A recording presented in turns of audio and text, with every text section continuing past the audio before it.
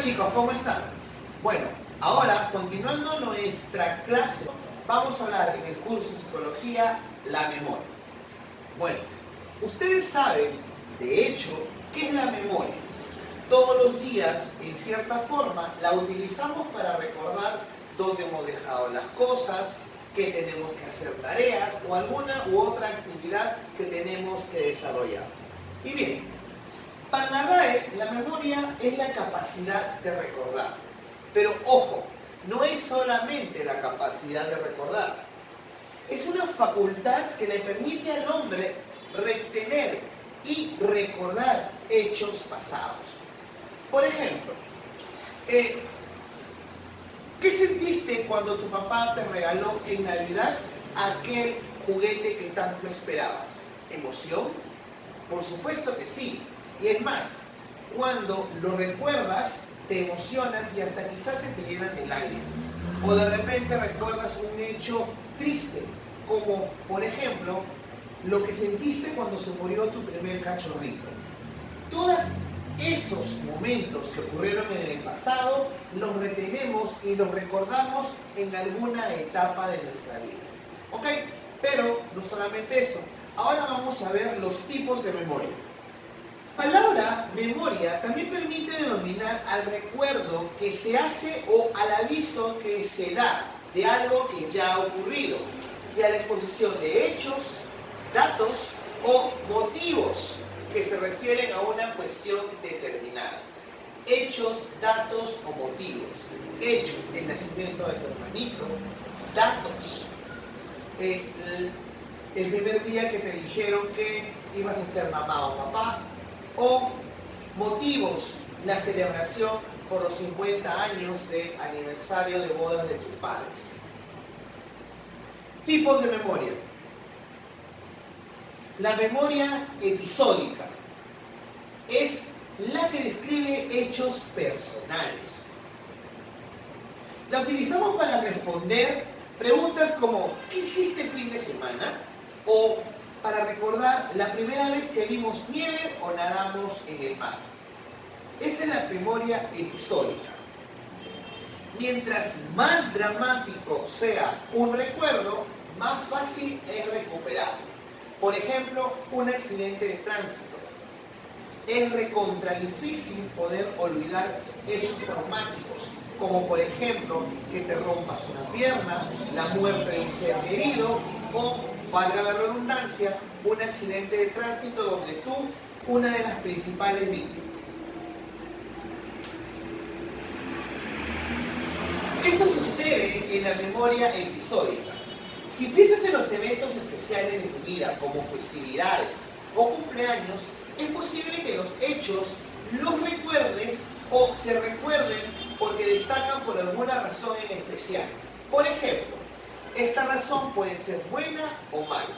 El hecho de que en tu fiesta de 5 años se te caiga la torta en la cara.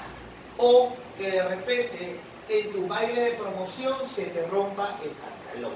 Pueden ser momentos bochornosos, pero esos hechos malos hacen de que tú los recuerdas más y más fuerte. Los hechos, recordemos, mientras más traumáticos sean, son más fáciles de recordarlos. Los ejemplos comunes y corrientes tienden a confundirse uno con otro. Es así que, por ejemplo, cuando más vago es un recuerdo, más difícil es acordarnos. Mezclamos nombres, situaciones, personajes, porque es una memoria que, digamos, no es tan útil para nosotros. Memoria a corto plazo, también conocida como la memoria funcional o de trabajo. Esta es temporal y su principal característica es la baja capacidad. Es decir, uno se satura o se llena de recuerdos rápidamente. Podemos retener un promedio de 7 u 8 cosas relacionadas entre sí, como letras, palabras o números durante un cierto número de minutos. Por ejemplo, cuando jugamos la trivia o cuando jugamos la carta o jugamos esos juegos donde tú tienes que repetir palabras, si te das cuenta, cuando por ejemplo repites oso, oso, camello, oso, camello, culebra, oso, camello, culebra, etcétera, etcétera. Si seguimos en el rango de animales, va a ser mucho más fácil recordarlo a que si, por ejemplo, cambiamos oso, cuchara, árbol, oso, cuchara, árbol, silla. 8, oso, cuchara, árbol, silla, manteca. Si combinamos estos patrones va a ser mucho más fácil caer en el error. Esto se llama la capacidad de retención. ¿Ok? Ahora tenemos la memoria a largo plazo. Es la que abarca todos los hechos que conocemos, todas las cosas que sabes hacer, muchos eventos de tu vida, además de todas las cosas sorprendentes que ni siquiera sabías que sabías. Este gigantesco bagaje de conocimiento es lo que conforma la memoria a largo plazo. Por ejemplo, el caminar. El hecho de que siempre te recuerdes tu nombre. O que, por ejemplo, recuerdes dónde naciste y cuándo naciste. O el número de DNI. La memoria semántica o la memoria de hechos. Es nuestro depósito de conocimientos generales. Acá van todos los recuerdos donde involucran hechos, conceptos y vocabularios. Esta nos permite saber cuál es la capital, por ejemplo, de algún país, o cuál es el ingrediente principal de algún plato, o cuál es la colonia que le gustaba a tu papá. En general, tenemos respuestas a las preguntas, mas no recordamos dónde, cuándo o cómo lo aprendimos. Por ejemplo, si sabemos que a tu mamá le gusta un determinado perfume, lo sabemos, mas nunca vamos a recordar exactamente cuándo fue el día o el momento en que te diste cuenta que ese perfume te gustaba y lo relacionabas con tu mamita. Con frecuencia, la memoria semántica y la episódica se yuxtaponen cuando hablamos de acontecimientos pasados. Por ejemplo, gracias a la memoria semántica, sabemos el resultado de las últimas elecciones nacionales. ¿Quiénes fueron los que ganaron? Muchos grupos políticos nuevos, y así sucesivamente. La importancia política del suceso nos permite evocar recuerdos personales que asociamos con la elección, los cuales vienen de la memoria episódica. Es decir, por ejemplo, el hecho de que fui a votar tarde, faltando 5 minutos de la grabación, de terminada la elección, perdón. O como, por ejemplo, el hecho de que haciendo cola media hora me olvide el DNI.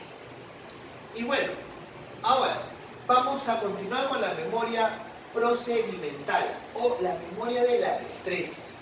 Aquí incluimos todas las habilidades físicas y mentales adquiridas con el tiempo. Por ejemplo, andar en bicicleta, escribir, usar un teclado, tocar un instrumento. Usamos la mayoría de los conocimientos procedimentales automáticamente sin una evocación consciente de cómo hacerlo. Es decir, una vez que aprendimos, vamos. Así como dicen, cuando una vez que aprendes a manejar bicicleta, nunca te olvidas. Eso incluye la memoria procedencial. También se conoce como memoria implícita o habitual. Si bien algunas destrezas que aprendemos, como leer o montar bicicleta, permanecen sin ser practicadas, otras, como por ejemplo hablar un idioma extranjero o tocar un instrumento musical, requiere cierta práctica para poder retenerlas o inclusive mejorarlas. Ahora, vas a realizar tú el siguiente operativo. En base a tu experiencia personal, vas a dar 2 ejemplos cotidianos de uso diario de cada tipo de memoria. Bueno, eso es todo y nos vemos en la próxima clase. Hasta luego.